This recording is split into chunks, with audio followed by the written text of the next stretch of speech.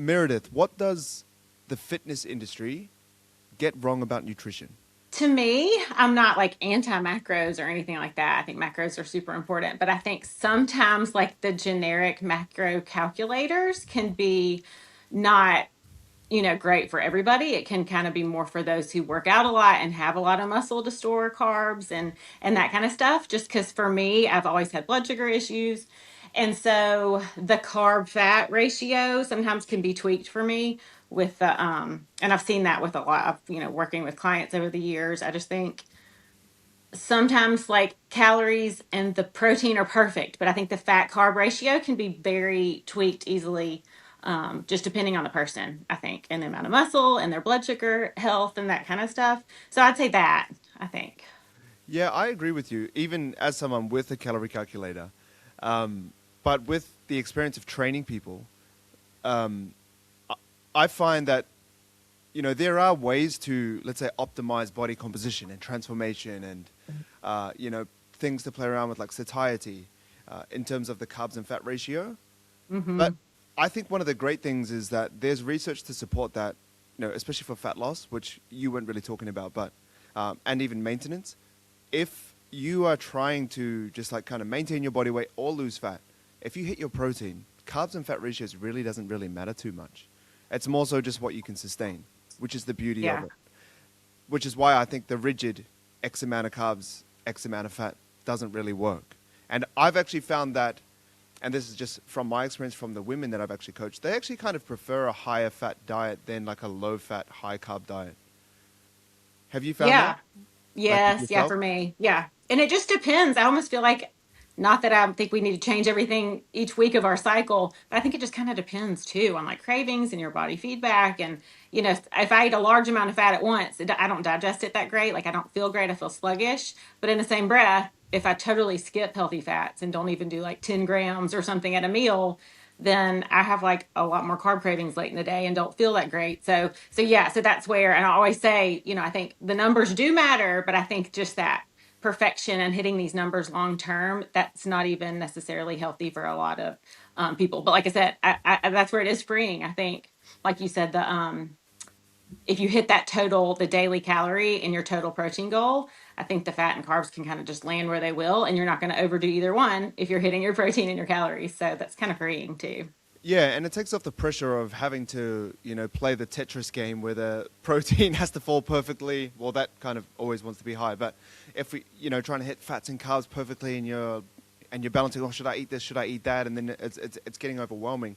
It depends where you are in your nutrition journey, I think, too, because if you've been dieting for a while, you can kind of understand what happens. But if you're new to it and you have all these extreme numbers to hit and you're tracking, and that's already a part-time job. So it can be quite Uh-huh. overwhelming depending on where you are. But I think for the average person, just trying to hit protein and calories and letting fats and carbs, land where they lie is probably the best approach. Yeah, yeah. So I mean, I don't think the fitness industry doesn't have much wrong, but yeah, that would be my little nugget of just kind of what I see in general, just like somebody just trying to get healthier and then they do all these perfect macros and it's not there, if they were a glucose monitor or something like that, they'll see like the oats with the fruit and all that. It's like might be a little bit too much carbs at one time, or you're just trying to eat all these carbs when you don't even want them sometimes. You're like gagging down a banana just to hit your carb goal at the end of the day, and it's kind of silly. Yeah, well, I think on a positive side, at least the fitness industry has kind of moved on from the carbs are bad type of It's mentality true. because Yeah, like that's progress in itself. Like there's been that's true. phases, Yeah. carbs are Yeah. the enemy, and then fat was the enemy, sugar's been the enemy, and I think they all have their downsides. But I think just looking at certain things and saying that they're bad is completely losing this, like the scope of the situation of the, what it takes just to have a healthy diet. Oh, Do you for think sure. there's like, are there any fads that have kind of grinded your gears or haven't sat well with you in the fitness industry, like with nutrition? Because, like I said, there's been a lot of things, carnivore, Yeah. going keto, Anything everyone going extreme. plant-based. Yeah. I think anything extreme at the end of the day isn't really being healthy. You know what I mean? Like, because if it's so extreme, then you're almost overthinking what am I allowed to eat or good foods, bad foods. Part of my story is um well, I was a personal trainer too for years, I think, anyway, but that's part of my Oh, story. cool. But like, just isn't that funny? Well, I mean, I guess I still am. I just don't train people. So were you a face-to-face personal trainer Yes. in a Yeah. gym?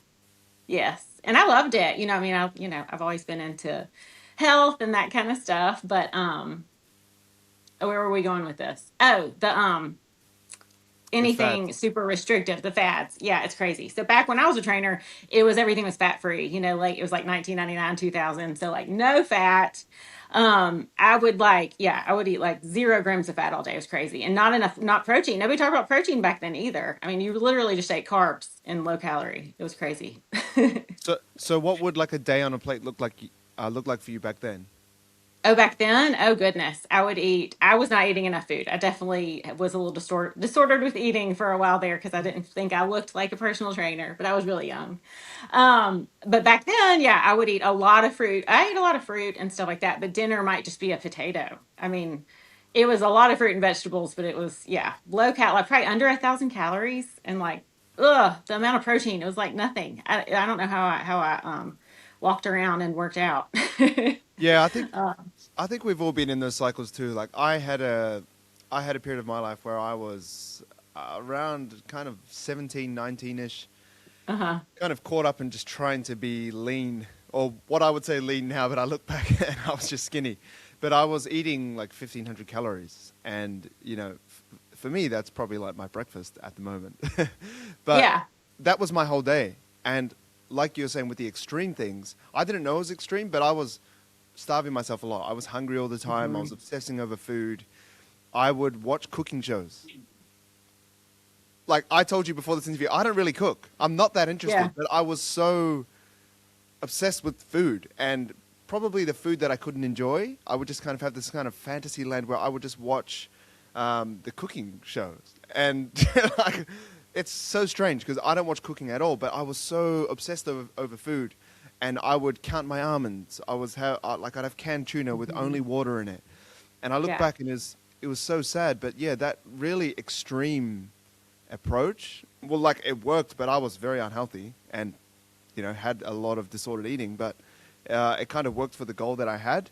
But if I saw Right. It someone in worked until yeah, yeah. it worked back then. But if I would look at someone in that situation now, I'd be like, this person needs help.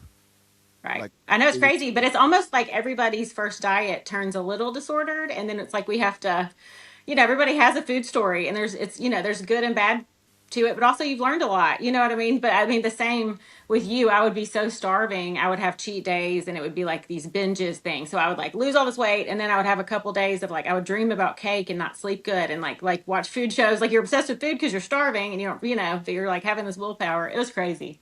But I'm glad I'm way past that for sure.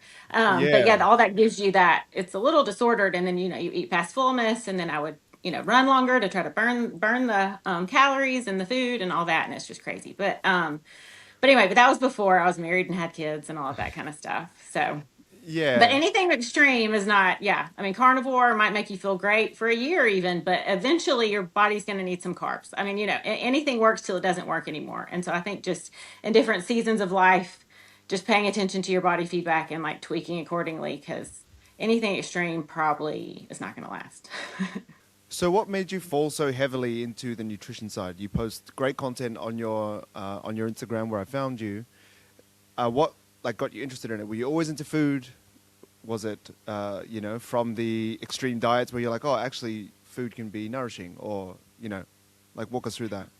Yeah. So, I started my Instagram in 2019, and that was after, like, I was just saying when I was talking about the not eating enough and all of that we were just talking about a minute ago. That was back when I was like 20. So fast forward, I just had some blood sugar issues. I got married around 2005, and I fainted on my honeymoon. Like I just was having these things where I would just fall out. And so I went to the doctor, and he told me I was hypoglycemic. So I'd never heard of that. I was fine, all through my teens, I was fine. So now this was low blood sugar. And he explained to me, the doctor said, pretty much if you want to have a piece of cake, if you want to have sugar or dessert, you have to eat like a whole chicken breast first. You have to eat protein first. Okay, so this was like 2005, and nobody's talking about protein back then. So, I mean, I took that with a grain of salt, but still kind of just ate the American diet. And just, I got married, I had kids right away. we had them back to back. I was literally pregnant or nursing for 5 years in a row. I mean, you're kind of in that season right now, so you know what that's like. Just busy with toddlers, not really making protein. I mean, nutrition really a priority. I was just kind of survival mode. Yeah. But I didn't feel good. I mean, I did not feel good. Um, and I try to be healthy. I think paleo was big back then. I would do Whole30 and I would do like a banana and almond butter for breakfast, which that's not unhealthy. And it's, you know, paleo or Whole30, but there wasn't really a protein source. It was just kind of like fat and carbs, healthy, but not a protein source. And then, you know, lunch, I would just have like peanut butter and jelly maybe, or, you know, like a turkey sandwich. So still not unhealthy per se, but there wasn't like protein. And so I would have like these late afternoon, like pantry raids. Like I would be starving. And now I know it was like not enough protein early in the day, but also it was like a blood sugar crash because I was hypoglycemic. So I would have like kind of a spike with my sandwich and carbs and fruit and crackers for lunch. And then I'd have this intense crash where I was like tired, carb cravings, no self control, and I would eat past fullness most afternoons. And I think it was just stressful too. I had little kids. Um, so I was just in the cycle where, you know, diet starts tomorrow, or I'll start a new Whole30, you know, Monday after we have pizza with the kids. And I felt guilty about it because that's cheese and gluten, which is not Whole30, you know, that kind of stuff. So if finally I was like, okay, I've got to figure this nutrition out and feel better. And like I said too, I was getting like migraines and I was had a lot of anxiety. I was on some anxiety medicine and all this, just definitely survival mode in that season of life. But I did some research and I got certifications to be a holistic nutritionist, nutrition coach, all this stuff. I just dove on in, just trying to figure out what would make me feel better. And my aha moment was like these full meal smoothies at breakfast. So it was like protein powder, you know, it had healthy fats like avocado or peanut butter or something like that. There was fiber and there was like this just right amount of fruit, like some fruit, but not too much fruit to keep my blood sugar stable. And it was just life changing. That smoothie was life changing. And so I really started, you know, making protein more of a priority, like eggs at lunch, like more of whole protein sources, and making some easy recipes because I don't love to cook that much. So just like what I could cook for the family in a slow cooker, or do something quick. And I just decided in 2019, all my kids were in grade school, and I was like, I feel like I could be doing something. And I was like, well, I'm just going to post the smoothie recipe because it was like life changing for me. I felt so much better. I was shutting off hunger for 4 hours. I wouldn't think about food all the time. I didn't have those afternoon binges because I was just nourished and thriving, and I finally felt good. I didn't have migraines anymore. My anxiety was better. Like blood sugar balance was like life changing for me, just keeping my blood sugar stable more often.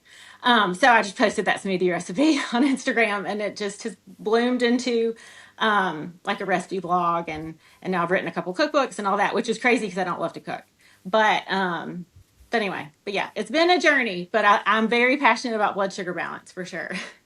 So what made you stick with the content side of things? I know I asked about your food thing, but while we're here, let's talk a little bit, because it is a big commitment to continue to post and show up and then think, oh, let's do cookbooks and, you know, let's really spread it out.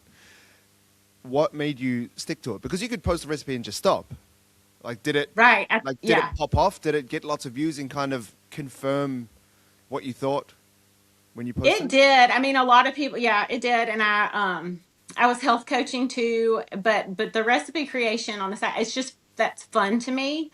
Um, like I don't know. It doesn't, but I think that it's kind of like it was kind of like a hobby, and I thought it was fun to post. But yeah, some stuff went viral or it started growing, and I really felt like I was helping people, and people would just be like, I feel so much better with your recipes. You're right. Like it's just life changing to have, you know, because even some people will skip fat, or they'll do a smoothie that's just that protein and some fruit for breakfast. Well, the fat's important too. Like if I skip fat, I crave way more carbs in the afternoon. So it's like all the nutrients are really important. That first meal of the day kind of sets the tone for hunger and cravings and blood sugar for the whole day. Um, so I think a lot of people started feeling better, and that just kind of was like winded my sails to keep going and keep posting stuff. And Yeah. actually, my first cookbook I just did because some of my clients weren't on social media and they wanted my recipes, and I didn't have a website yet or anything, so I just self-published the first one, but the second one was a actual publisher, and all of that. So yeah, it was kind of like a hobby turned into a business, and then now, I mean, I have protein powder. I mean, now it's like my husband works with me. I mean, it's like blossomed into like a really like a company, which is funny because I'm not really a go-getter or like ever planned to be an entrepreneur or something like that. I just wanted Yeah, to but post some smoothies. yeah, I think when you enjoy it, and this sounds really cheesy, but when you actually, don't have to really go, okay, okay, okay, let's post, let's like, come on, Yeah. let's do it. Like you look comfortable in the camera and, creating and doing your thing. It doesn't feel Yeah. like a chore, and that helps. I don't know. It helps kind of smoothen it out and not feel like you have to go to work or, put your work clothes on and, oh, I want to clock in, clock out type of thing. Like Hmm.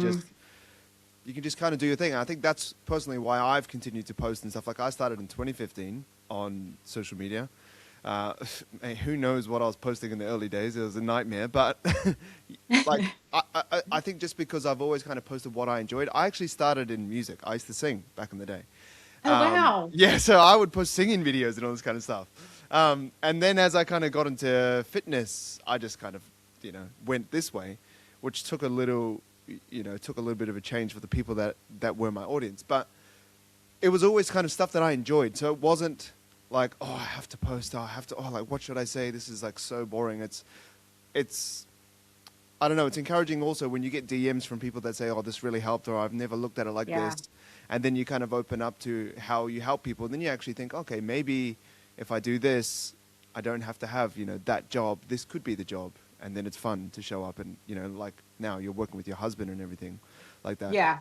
So, Yeah, it's really, I mean, like uh, just to know, because since it was so life changing for me, I'm like, you can't be the best like wife and mom and show up for your people and live out your purpose in life if you don't feel good. I mean, if you don't, I mean, feeling good's huge. You know what I mean? So it was so life changing for me. And then I, hear the feedback of other people like, I feel so much better. And then, my kids will eat your recipes and we're really trying to eat our protein and all the things. And it's like, and no, but well, most people don't love to cook. It's kind of a nuisance. So I think it's helpful, just to keep it real and be like, I'll put my smoothie in a cooler, in a thermos and we go to the ballpark all day. Like, I mean, I've always tried to share like real life stuff, how I've made this work without obsessing or being on a diet. Like long term, how am I not letting my insulin resistance come back? You know what I mean? Oh, I didn't even talk about that. I got diagnosed with insulin resistance while I was eating Whole30 and paleo. So that's kind of part of my journey too, because I would make a lot of treats with honey and maple syrup, which is fine for people with healthy blood sugar levels, but for me it would spike me the same as having a regular cookie with sugar.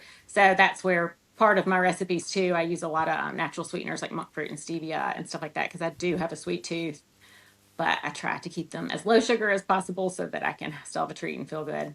yeah, I think Most that's of the time. important to note too, because, honey and maple syrup, it's a more natural way to sweeten things, right? It's not like pouring Yeah. sugar or brown sugar into it. But still, if you have insulin resistance or if you have, blood sugar issues, you can't just have that nonstop just because it's healthy.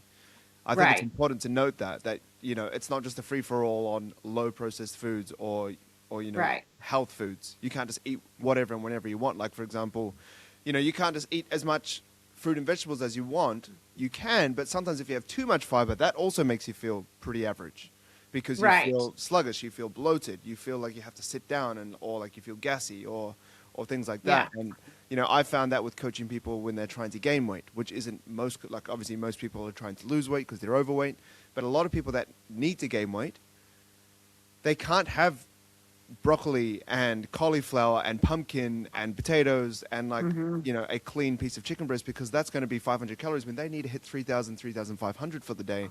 They need to Right. beef it up with oils or foods or like less lean cuts of meat in it, and they're like, oh Brock, but this is like bad foods. And I'm like, Yeah. we have to There's kind of not. There's no good and yeah, bad. Yeah. we have to get Yeah. away from that thinking and just kind of like eat for the goals, eat for your health, and be led with how you feel, which is Right. what you were touching on. So, what are some meals, I'm curious, that you have on rotation for your family? You said you don't like to cook. I'm in that camp as well. I don't cook for the Yes. family, thank God. But what, like, what are some meals that you have on rotation that you think people could lean into? We of course we do taco night, just like basic stuff. I've tried to do I have three teenagers. One my oldest is off at college, so he's not home anymore, which is very sad. But I try to cook stuff that everybody will like. I mean, you know how kids are. I mean, it's really hard to find something that everybody likes and doesn't complain. So I've learned I just, I cook like maybe 3 times a week and we fill in the gaps with leftovers and then just like frozen turkey burgers, eggs. Like I do not cook every night. I might cook 3 nights a week. So I try to do, like my high protein Alfredo. That's really popular and easy. The loaded baked potato soup that's has a lot of protein, even and it feels like rich and creamy and decadent, but it's protein, lean protein, and lower calorie and so that kind of stuff. But we are pretty American with like, spaghetti night. I've got like a balanced spaghetti casserole or like I said, taco night, that kind of stuff. And I do love a slow cooker.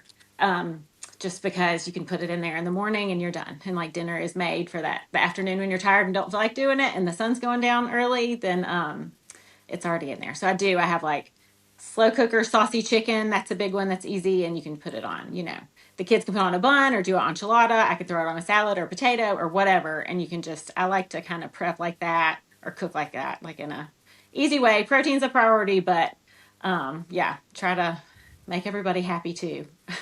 So, so I guess on the other side of things, what are some things that you don't have lying around the house?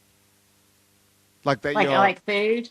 yeah, like things like obviously, we're talking about eating healthy and those meals are great. But Yeah. I've found recently from posting certain videos where I like review people's diets that they post online Yeah. that people are not where we are because we talk and think about nutrition quite a lot. It's Hmm. part of our job, let's say. Yeah. A lot of people are nowhere near where we are in terms of our knowledge. And some people think that they're eating healthy, but they aren't. E.g., for example, they have granola for breakfast, right? Hmm. They think, oh, this is healthy. It's got nuts in it. It's blah, blah, blah. It's a ton of calories. If you have like a bowl that you actually want to eat and you don't weigh it out and have like 50 grams, which is only like a handful, like if you, like, just for example, let's say granola can be part of a healthy diet, but a lot of the times it's like very high in sugar, it's very high in Yeah. And calories, and it fat. doesn't, yeah, Yeah. very high in fat, doesn't support their goals. They have this like low protein, high fat, high carb breakfast, and it's like, what are we doing here? They think they're healthy, they're not. We know better. So, what do you think is like, let's say, in the average American home that you wouldn't have in yours? Okay, that's tricky. Okay, let me think. But also in the same breath, I don't want to be too restrictive because I've seen, I don't want kids with eating disorders or kids that are scared of food or are like, my mom would not, I'm not eat, you know what I mean? So like Yeah, for sure. Yeah, yeah, yeah.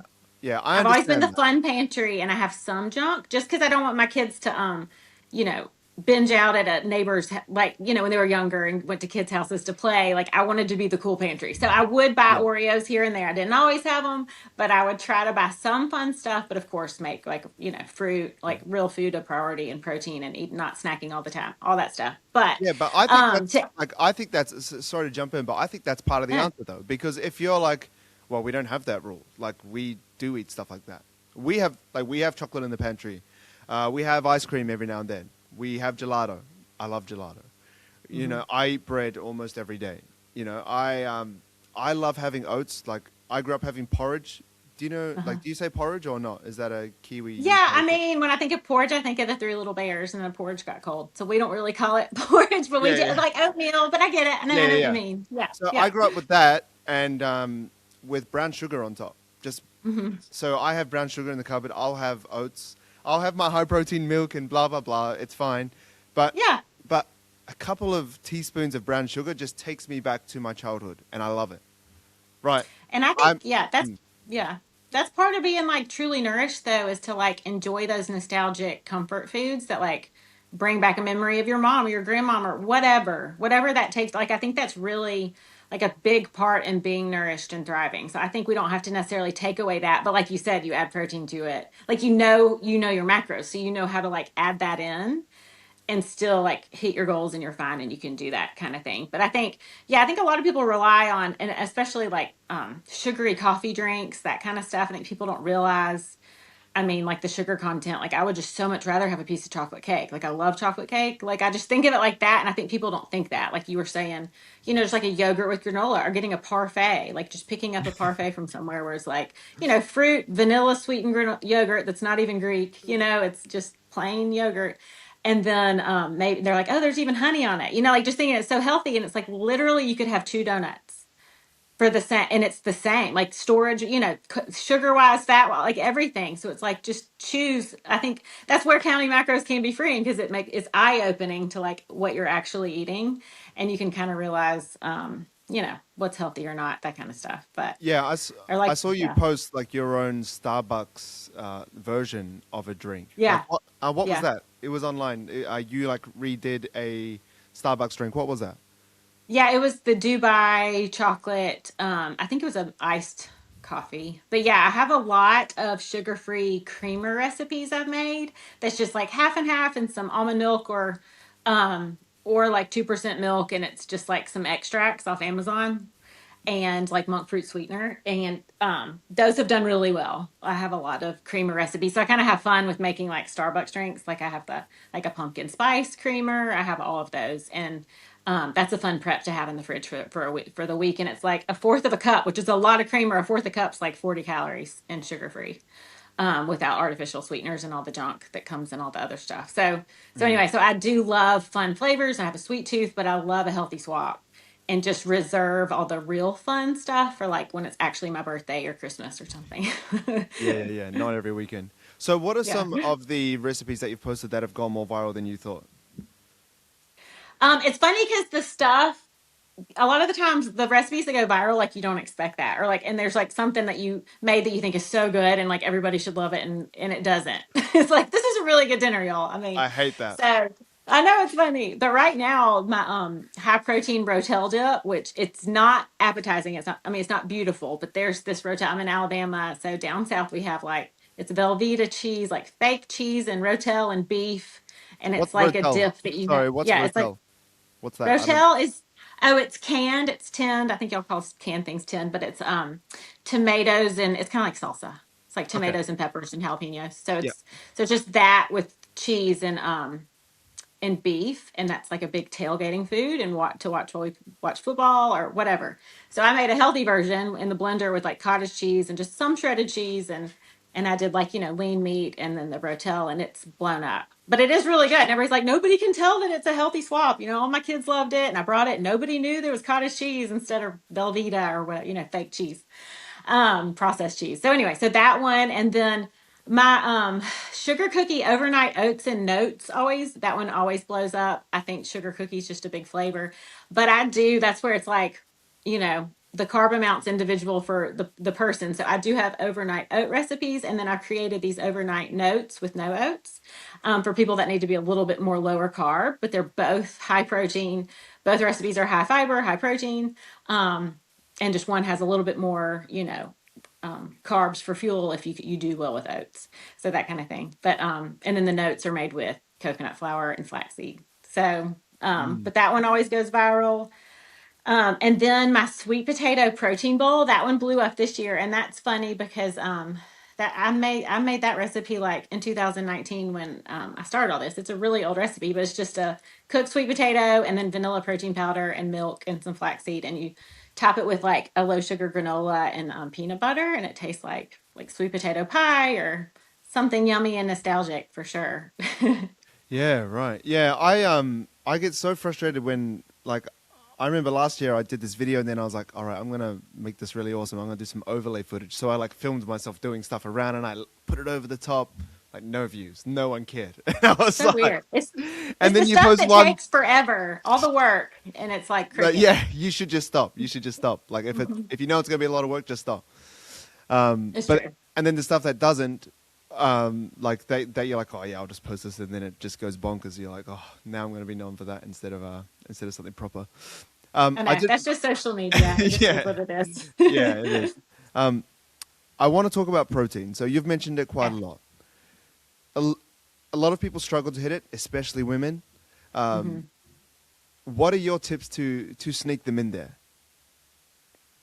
I do. If you can do dairy, like I do love cottage cheese. I think it's an easy sneak in because you can make dressings with it. I mean, you can just, if you mix it with some Greek yogurt and a little protein powder, it tastes like cheesecake. I mean, I do love cottage cheese. I know it's not everybody's thing. Um, but for me, I'm like a lot of girls where I don't love meat. I don't crave it. And I think that's where when I was younger, like I would eat like zero protein until it was dinner. Like chicken was a dinner food. Like I didn't eat protein at breakfast or lunch. Mm. Um, and so I just don't crave it. I'll even sometimes I chew chicken and I have to spit it out. Like I just am not, but I mean, I eat protein and I eat meat because it makes me feel good and I know I need protein, but it's just not my favorite. So I'm like, I can eat eggs once a day. I love eggs and I feel great when I eat eggs. And I do like usually 2 or 3 eggs, and then I add egg whites too, just to get a higher amount of protein to calorie ratio or whatever. But I'll eat meat at a meal, I'll eat eggs at a meal, but that third meal, I do love a high protein. I mean, a high quality protein powder, like a supplement. It's just, like I said, my smoothie, like one meal a day, I do use a supplement. And that's why fast forward, I came out with my own because I wanted it third party tested and I wanted to pick the ingredients because there's so many out there and I just wasn't sure since I was giving it to my family daily. I'm eating it daily. It made me nervous. But there's a bunch of high quality ones out there now. But that a protein powder does really help me hit my goal daily for sure. So what are you trying to hit every day? Like how much? I mean, 100 grams would be my minimum, but I mean, if I'm having a hungry day, it's like 180 probably. Yeah, people I think kind that's of flex impossible. those.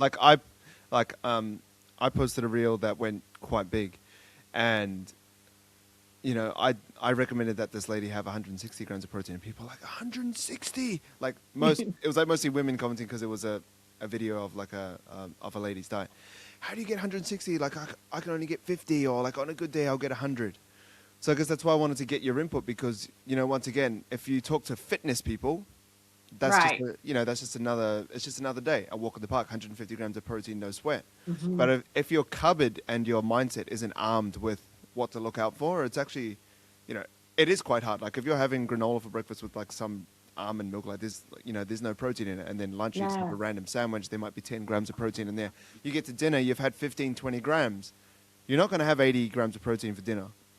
Like No. no matter how much you love to eat meat. So yeah, protein shake is a big one. What are ways that you use it? Because some people just aren't into smoothies. Or how would you make a Mhm. smoothie taste better so that they can have protein powder? Yeah, for sure. Also, that front loading, like you said, because you can't have 80 grams protein at dinner or whatever. I think really making protein a party at breakfast kind of makes it happen. I don't. You have to just that front load because it's the most important. Like front load that protein and fiber, and I think that sets the tone for the day.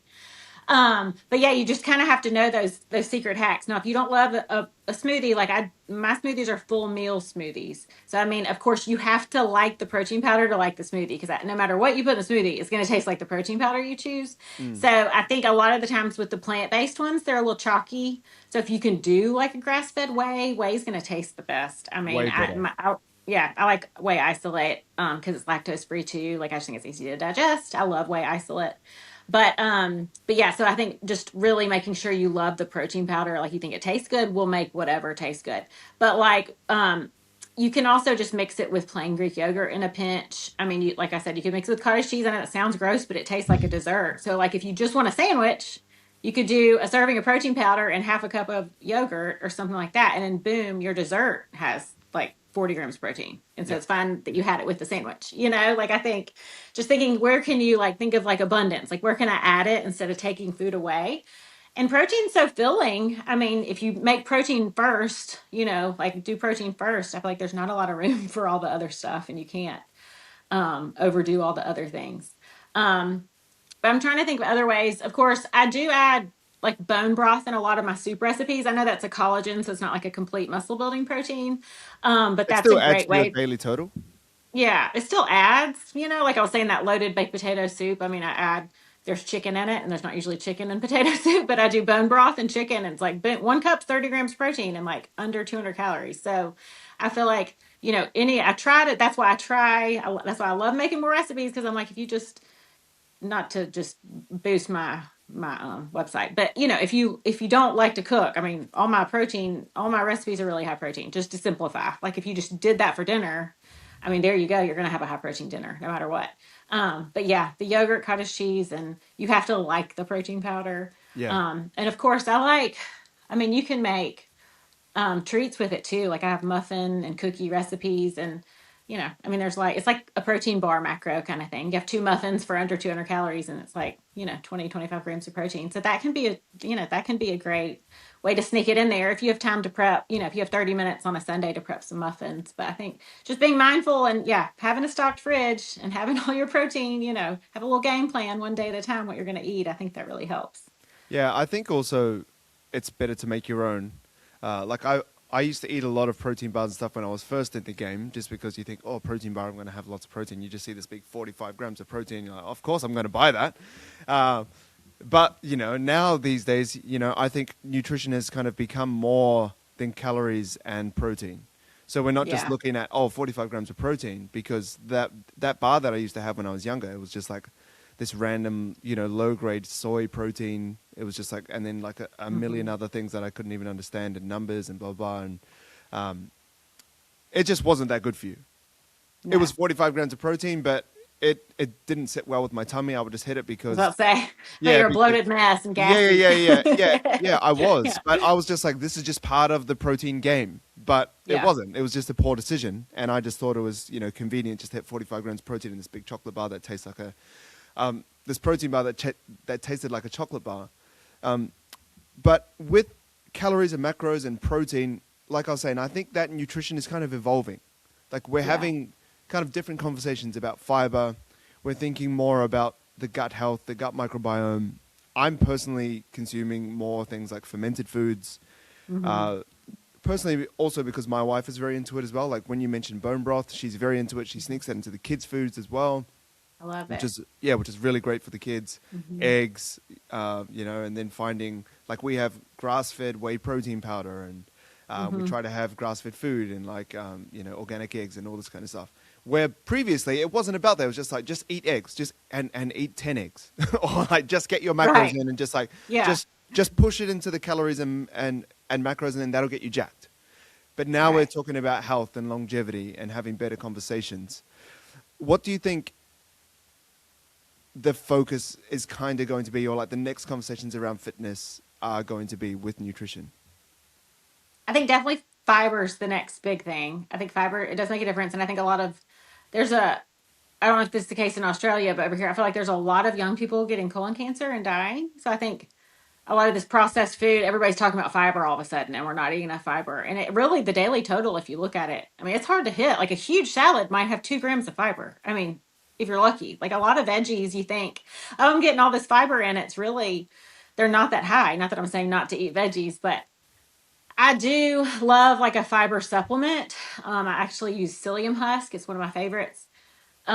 I cannot, like, my husband can mix it with water and chug it. Like it's pretty brutal, but I can put it in a smoothie and it's great. And that's like, I And you mean, can't that's where even it's tell. like those, no, like the overnight oats or notes. I mean, there's 20 grams of fiber and 40 grams of protein. I mean, you are full for you are feeling good. And if I do that, I'm like, that's almost my whole day's worth of fiber in one meal. So I mean, that's the kind of stuff that I do. Just to, check the box and hit my protein and fiber. But yeah, I think fiber for sure. And I hope the next big thing too is I hope people will, like I said earlier, pay attention to their body feedback more. Like I just feel like we're not like empowered enough to ourselves. Like I feel like so many people are always like looking for the next thing and like, oh, I'll follow this person's plan because that worked for them, or I'm gonna try carnivore, like always trying something new. And the problem at the end of the day is like you like pay attention to your own body feedback because it's always individual. Like how do you feel after you eat that? Were you full for 3 hours or were you starving in 1 hour? Or, are you still thinking about food all the time? Are you bloated? Are you going to the bathroom every day?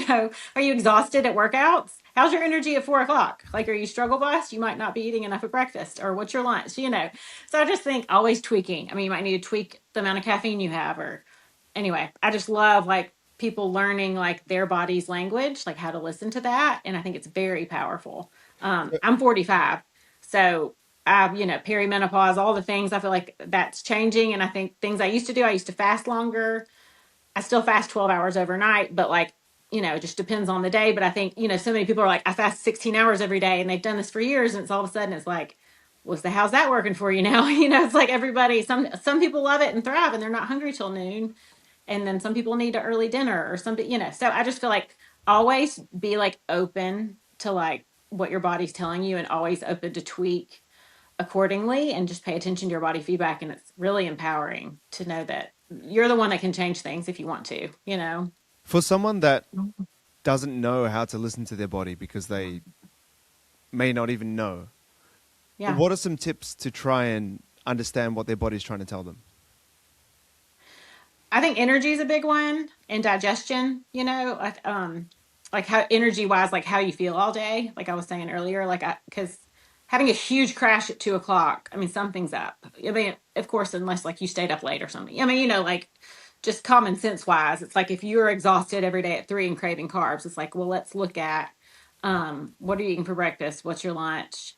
Maybe go to bed a little earlier. Like, what are we doing? Are we on our phone all night? That kind of stuff. I think just really, I mean, you want to be thriving. I mean, you want to be sleeping 7 hours minimal, unless you have babies or something. I mean, you want to, yeah. Can you do all? I think just really paying attention to like what's your goals. Like for me, it's like 7 hours minimal sleep, that kind of stuff, and just how do you feel after you drink? Like I don't drink alcohol anymore, which I promise I'm fun.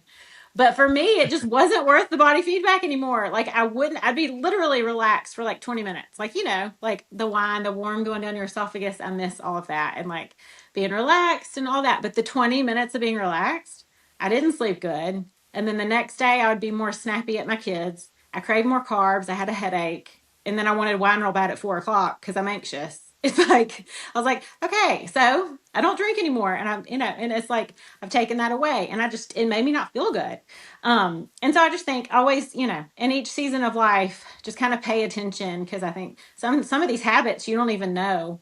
It's like you're numb to them and you think that's how everybody feels. So I think just really trying to pay attention to body feedback. Like, how do you feel after you walk? I mean, I feel amazing like 5 minutes into a walk outside. I Mm. feel so much better. So I'm like, okay, well, I should do that more, even if it's a 10-minute walk. Like, you know what I mean? So I think just kind of thinking about it like that, just like what's wellness things you can do and how do you feel after? And if you feel good, tweak and try to do that more. Yeah, I think that's very important. I tried some crazy things when I was younger, and I actually pushed it for a bit longer because I was a bit obsessed and crazy, but I definitely had that feedback and I listened. So I did the 1500 calories thing for way too long, Mm-hmm. but I felt like trash.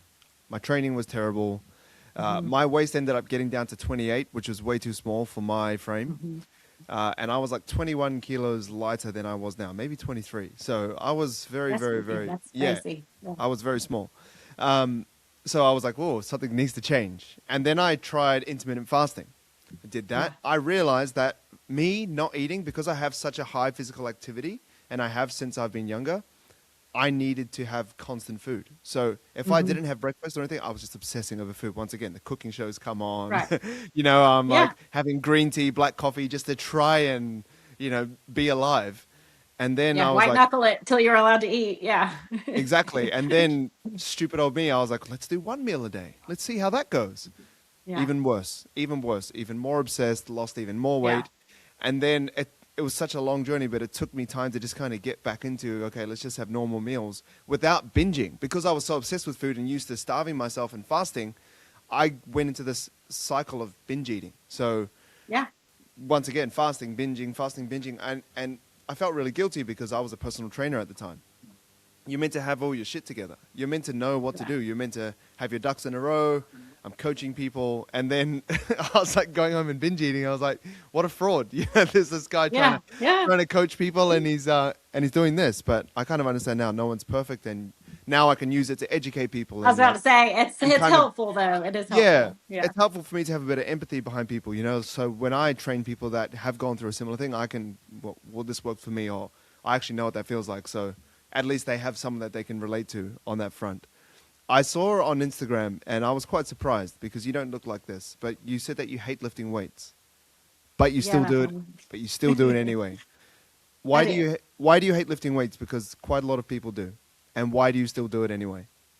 So part of why I don't like it is from when I was a trainer. I was at a gym all day and I counted other people's reps, which I'm like, I hate counting. I don't like numbers. So I'm like, I don't want to count my own reps. I don't want to be at the gym all day. Okay, so that's one thing. Another thing is I feel like just I love to simplify nutrition and being healthy. So I've always said, use your muscles pretty much to exhaustion, plus hit your daily protein goal. And that's like kind of the best you can do to keep your muscle as you age. Like that's kind of my go-to thing.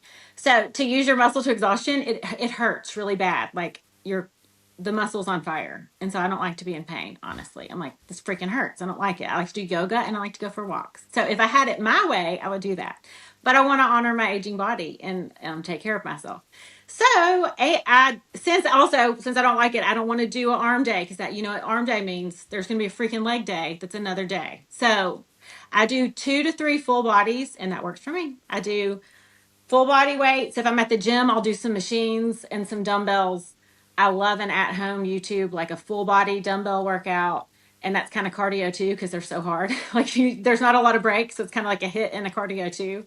But as long as I'm using my muscle to exhaustion, I'll do 2 or 3 sets at the gym. Like I said, I don't like to count. I usually don't make it to 15 reps. That's how I pick a weight and I just go up as needed. But yeah, but I don't like it, but I do it anyway. I feel like that's just a discipline. It's a basic self-care. Sometimes we need to be disciplined and take care of ourselves. Yeah, kind of like eating your vegetables. If you don't like That's vegetables, right. it's good for us, but we have to do it. Yeah, it's Yeah. interesting because you don't come across as someone that would potentially hate lifting weights. You know what I mean? Like Yeah, you, I know that's funny. I know. and you look fit too. But You look like you train. So to not enjoy it is it's very juxtaposed. yeah, isn't Yeah, that funny? Well, thank you. But I do feel amazing after. Like you feel so good after. I feel strong and my brain's clear. So I mean, I love the way I feel after I work out. And I do yoga, hot yoga twice a week, and it's like a hard yoga kind of thing, where you like hold poses a long time and a lot of push-ups and stuff. And so I do that. And I'll do a hit here and there. I learned over the years with like I was talking about body feedback, I cannot do an hour hit. I don't care. I will hit a wall by 3 o'clock, like exhausted. And so that's just body feedback for me. I used to fast and do like an hour long hit fasted and all, like I would just be like, no wonder I ate half the pantry. I yeah, mean, yeah. like you can't catch that up and you're just exhausted. So anyway, so I've learned a 20-minute hit makes me feel so good. Or if I'm going for a walk around the neighborhood, sometimes I'll do sprints. Um, like here and there. I just try, I try to get my heart rate up. I try, I love a long walk too. But yeah, I lift weights to check the box and take care of my body. But I do like to feel strong. I like to be able to pick up something heavy if I need to, or that kind of thing for sure. Yeah, that's so important. And as you're saying, as you do get older, you do have to train. Like you want to be robust, and there's a lot of research to support the fact that if you don't, being fragile is kind of, well, it's very bad. If you take a Yeah. fall, you're less resilient. If you take a fall, that might lead to a hip replacement, where if you were stronger, more mobile, maybe you don't fall, or even if you did, and obviously you're not there yet, but I'm talking about way, way, way, way, Right. way But no, later. for sure. Way I later. mean, Like if falling you, in, yeah. yeah, like my nana she's 90, and she had a fall, and she was like in bed for like bedridden in hospital for ages, just because her recovery's not there. She's 90, so it's hard to say just go to the gym, nana, come on. But Right. She's past that. But it's tricky. And all but those years, like we mm, talked about, the low fat, I mean, they probably ate like that for decades, like not yeah, enough protein. It's not like a lot of stuff is just that's what they thought. They thought they were being healthy. It's yeah. a bummer. But these are the years that we kind of invest into our muscle mass to try and hold on to it, because Yeah. there's only so many years that we have in our life to like really build muscle and be like, okay, this is paying off, we can do this. Because training at 60, training at 70, we're probably not going to be building much. We're going to be trying to maintain what we have. So I look Hmm. at our 30s, 40s, 50s as trying to get as muscular as possible. Obviously not a bodybuilder type level, but trying to have muscle mass so that we can maintain it, because it does get harder.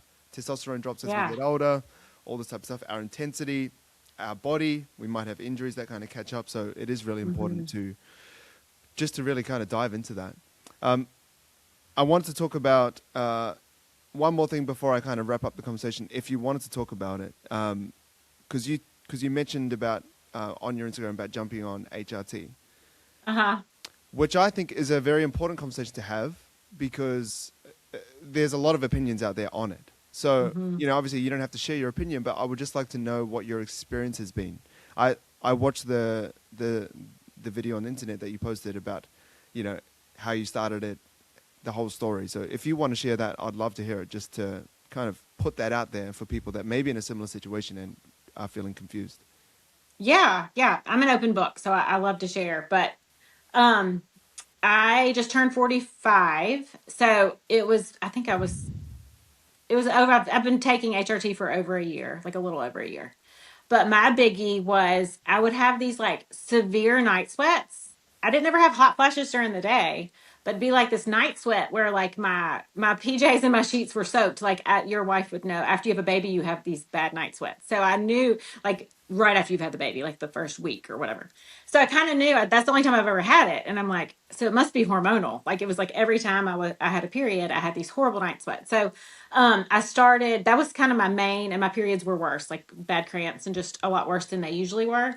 So I talked to my OBGYN and I did some research, of course. I know there's a lot, um, that all the studies with like early 2000s, like my mom was one of those where everybody just cold turkey quit taking it because they said it caused breast cancer. Any estrogen causes breast cancer and all this stuff. And so everybody, they put the black box warning on everything, and my mom actually felt really good, and then she everybody cold turkey got off of it, and then she had a horrible menopause situation. So I know it's early. I'm only 44. I think average menopause is like 50ish, 55, but perimenopause is usually starts 10 years before that. So really, like even at 35 you could start having some perimenopause symptoms. So I don't know if that even had to do with my insulin resistance, because I was like a healthy weight and eating Whole30, and I had insulin resistant blood Mm. sugar levels. So anyway, so I'm all over the place. But so anyway, so I talked to my OBGYN, and I take progesterone as a pill. I take 200 milligrams. That's the lower end of progesterone before bed, and it makes me sleep amazingly. And I wasn't sleeping great either. Like I sleep like a baby. So that's huge, because like if you don't sleep, it kind of messes everything up. Everything. Yeah.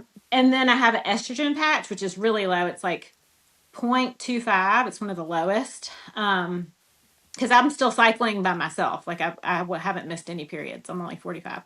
But it's a little sticker, and I actually put it on my butt cheek, and you change it every few days. It's like a little sticker. So anyway, it's been working for me. I have zero night sweats. I think it's really helped. Now, like the brain fog, I feel like that hasn't gotten better. I do kind of have a brain fog situation.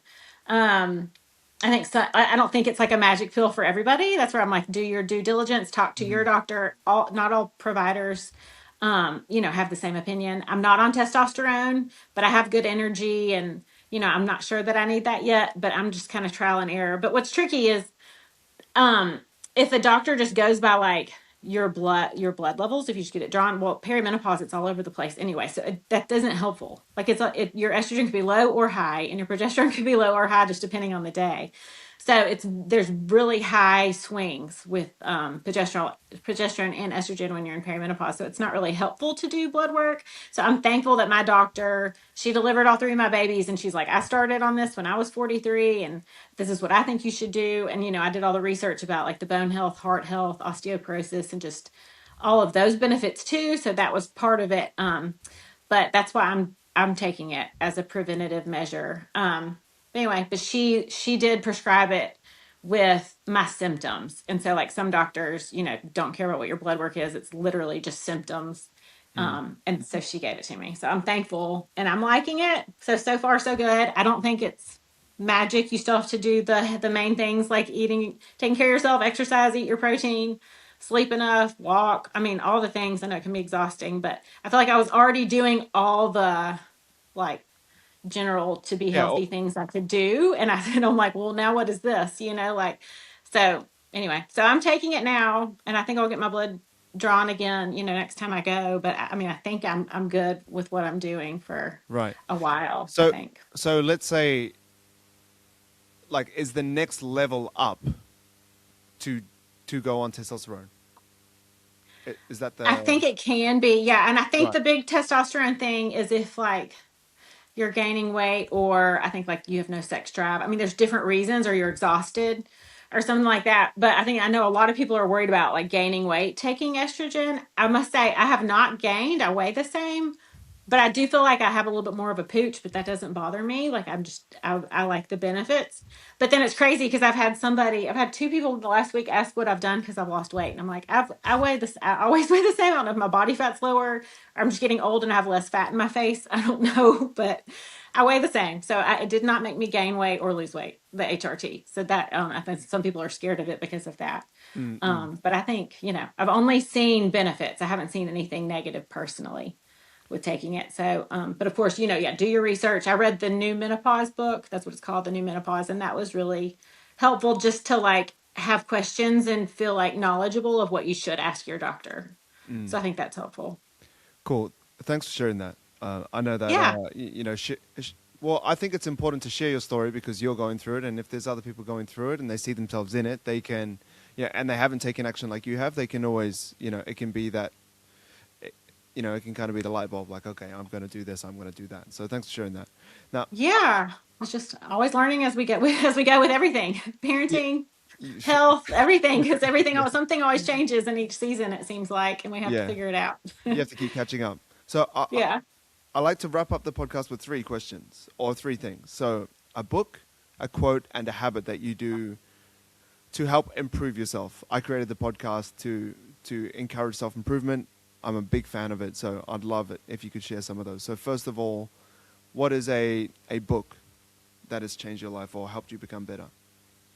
I would say Atomic Habits by James Clear. I think that was a really aha for me just with like habit stacking. I thought that is really cool to because our habits, we're so habitual people. So it's like little things like if you are trying to drink water before coffee, it's like put your water by the coffee maker. Like little things that you can like stack on what you already do to make these like new habits actually sustainable long term. Or if you're trying to go for a walk more, it's like well, while your kids has sports activities or practice, instead of sitting in your car and scrolling the phone, just go for a walk. I mean, just walk around the parking lot and scroll your phone. Like just move, just little things where you can like habit stack. I think that was a big aha for me, and I love that book. There's just a lot of little nuggets in there where I think you can just mind shifts of getting out of cycles and like how to really keep some healthy habits and keep them long term.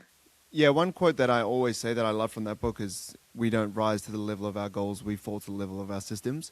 And that was Yeah, like it's so simple but and kind of everyone knows it, but it just puts it into words where you're like, all right, if I want to do this, it's not just about doing this. It's like, what do I set in place to actually want to get that?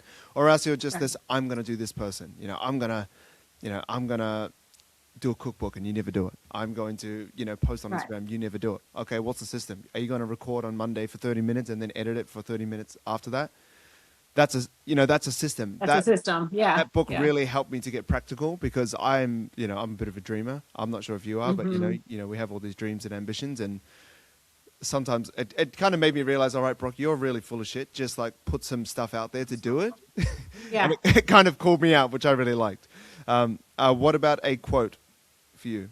A quote. This is gonna make me sound stupid, but like it always goes in my head. My husband says it all the time. It's just keep it simple, stupid. Like what we everything's so difficult in this world too, with like social media and everybody's opinion, and it's like everything has to be so hard. And it's like it's not that hard. Like make sure you have groceries in the fridge. Like just keep it simple. Move your body. Like I mean, have go for a walk for 5 minutes if you have like it's like make an appointment with yourself and follow through. Turn on YouTube, do some weights for literally 20 minutes and jump in the shower. Like you can do weights and take a shower and all in 30 minutes. Like you know what I mean? It's like keep it simple. You don't have to have a perfect split. It's like move your body. You don't have to have a perfect like Monday doesn't have to be hit day. Like maybe you don't feel like doing that. Like just be free and just keep it simple. I think just too much type A structure makes people all or nothing, and then we're just unhealthy. So anyway, so keep it simple, stupid. I love that. I love that. I think there's too many people, and I think podcasts can be the problem. Let's pray that it's not Oh us. yeah. But Yeah. but there's like optimization. It's like hyper optimization now. The morning routines, the nighttime routines, the everything that you have to do, Exhausting. every supplement that you have to take. It's like da, da, da, da, da, da, da, da. And it's like, well, where is the life that we live in between that? I've had a great life, and I have a couple of things I do in the morning, but it doesn't take an hour or so, and I don't every morning get out and put my feet in the ground and look at get some I don't sunlight into my either. eyes. Like I know. okay, it's the most optimal thing to do, but like the reality of actually doing this stuff is not like it's like if you just prioritize getting 7 to 9 hours of sleep, that's probably going to be better than like trying to Right. cut your sleep short just because you have to do all these things at nighttime and wear these certain glasses at this time and then have your greens I powder at this know. time and get I outside. know. It just it's the opposite of what you're saying. It's Exhausting. the opposite Yeah. of keep it simple, and no one's actually doing it. The idea of it is awesome. Listening to the podcast, you feel, man, I am peak health. I'm listening Yes. to this podcast, I am locked in. But no Yeah. one, like no one's doing it. No. And like your circadian rhythm is not going to be messed up if you don't look at the sun right when you wake up. Like we're okay. You're okay. Like, I mean, it's exhausting, but that's where also I didn't even bring this up, but I love the phrase like wellness without obsession. It's just my thing. And I think it's Mm. individual. But I think for me, because I've been obsessed before, or like, good food, bad food, diet starts tomorrow, or I have to get a certain amount of steps today. It's just like loosen the reins, like wellness without obsession. I'll get, little weirdos, not weirdos, that's not nice, but people, I'll just share what I bought at Costco, and I shared like protein pancakes I buy for my boys that are teenage boys. They don't eat perfect; they're teenage boys, and it's fine. I mean, that's they have it with organic sausage. You know what I mean? But like for me and my wellness without obsession, that works for my kids to have that. I'm not going to make pancakes from scratch. I'm just not every day. So somebody said, I think there was a comment on TikTok, and it just said, "Premier pancakes, those are poison." And of course, I just want to be like, Bill, you're acting like poison. Bill, stop. But once again, wellness without obsession is individual. If he thinks they're poison, that's where it's like, you don't have to eat that. It is Yeah. individual and it's very freeing. So it's just to tighten the reins, loosen the reins, what makes you feel good, but to don't judge other people's journey because not everybody has the same journey and we have different body feedback. So anyway, but yeah, all the things. It can be exhausting. I kind of want to start a podcast too, but then I worry I don't want to be another voice. I don't know. I don't know. I think it'd be fun to have a podcast, but Yeah. there's a No. lot of not great info out there. It's not yours, but Oh, thank you. Yeah, no, no, no. I agree. And if you want to do it, do it. I think I know. you have a responsible voice. You have, a sound mind that is like, okay, I'm not just going to spit this out just because. There's a lot of Yeah. podcasts that are like, I'm going to do a podcast just because I like the sound of my voice, or just Oh yeah, because gosh, I don't like some of my voice. I think it's the next thing to do. But if you have Hmm. a passion behind it and a purpose, I think it's great. And also, like you coming onto my podcast, it's great for you to reach other people, but it's also great to kind of like put opinions against each other.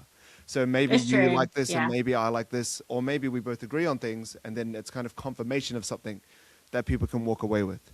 Lastly, a habit that you that you do. I did like to say like a daily habit, but it doesn't have to be a daily habit. Just kind of like something that you do. Um, I would say when the oven's on or something like that, I try to cook more things at once. Like I love to batch cook, like cook once, eat 4 times, like because I don't want to cook every day. So little things like that, like if I'm not busy on the weekend or the day I go grocery shopping, I'll go ahead and like roast all the veggies. Because if there's a bag of raw broccoli in the fridge, I'll end up throwing it away at the end of the week. But if it's already roasted and cooked, I'll just throw that on top of my eggs or something. You know what I mean? So like I do like I feel like to batch cook. Like I said, if your oven's on, what else can you throw in there? If you're just home and it's cozy, like maybe make a baked good and make your house smell good, and just like what can you prep if you're cooking, tacos or whatever. Go ahead and brown it while the skillet's dirty. Go ahead and cook something else, and it's just in the fridge ready to go. And so that when Mm. hunger hits on Friday afternoon, you're not going to go get takeout necessarily because oh, well, I have this, lean meat cooked. I'll just have that. You know what I mean? Like, I think that makes a huge difference with just, long term eating healthier overall to have Yeah, stuff actually ready to go in the fridge. yeah, and it eliminates excuses as well because you don't have to go. Oh, I can't. I have to eat out. It's like, well, you don't. It's in Right. the fridge, and I think Yeah. that's the biggest thing. With working with the volume of people that I work with, it's a lot of it is lack of preparation. I didn't get to meal prep. That's why I didn't lose weight this week because I Mhm. had to eat out more. I had to like guess more. I didn't go to training because my schedule was like all over the place. It's all kind of lack of preparation. That's Hmm. it's that other cheesy quote. What is it? Fail to prepare or prepare to fail type of thing. Yes, I Like know. And not everybody, including me, like I am not a Sunday meal prepper where you want to spend even over an hour.